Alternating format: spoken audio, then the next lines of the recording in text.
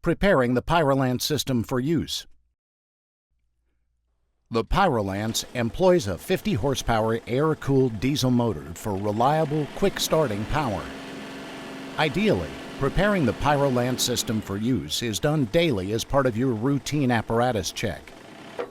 Start by simply checking the fuel and engine oil levels and check the booster tank water level.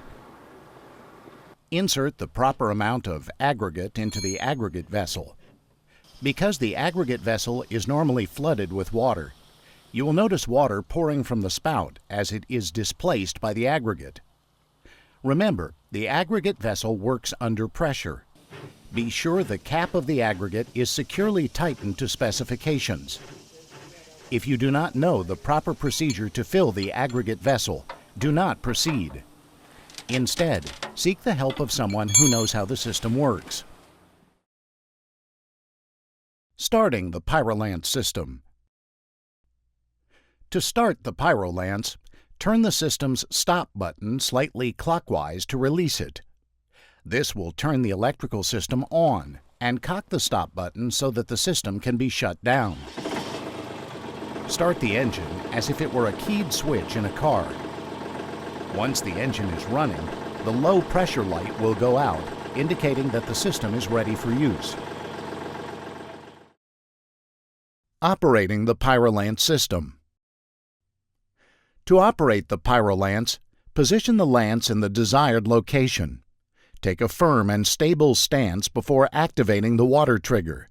The large trigger controls the water application, and the small trigger controls the aggregate flow. The engine will ramp up to high speed.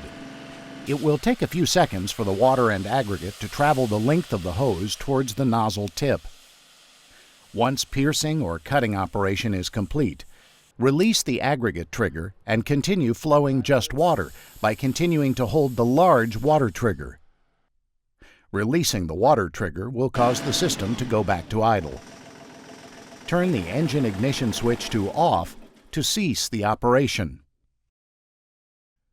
Emergency operation. Push and hold the safety button as you push the water button, which will activate the engine to ramp up and start the water flow. You must maintain pressure on both buttons to keep operating. To commence a piercing or cutting operation, push both the water on and abrasive on buttons on the control panel to activate the system. The engine will ramp up to high speed. Release the abrasive switch to stop the flow of aggregate. Release the water switch to allow the engines to throttle back to idle.